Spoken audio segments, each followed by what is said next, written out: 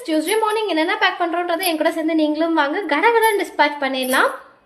So first பார்த்தோம்னா 3 ஆரி கிட்டுங்க. நம்ம 1000 rupees 60 varieties of aari kit just 1000 all over இந்தியாவுக்குமே ஷிப்பிங் பண்ணிட்டு இருக்கோம் இல்லைங்களா. ஸோ அதில் வந்து 3 கிட் வந்து கேட்டிருக்காங்க ஒரு கிளாஸ்க்காக. ஸோ இவங்க வந்து ஆல்ரெடி பர்ச்சேஸ் பண்ண கஸ்டமர் தான்.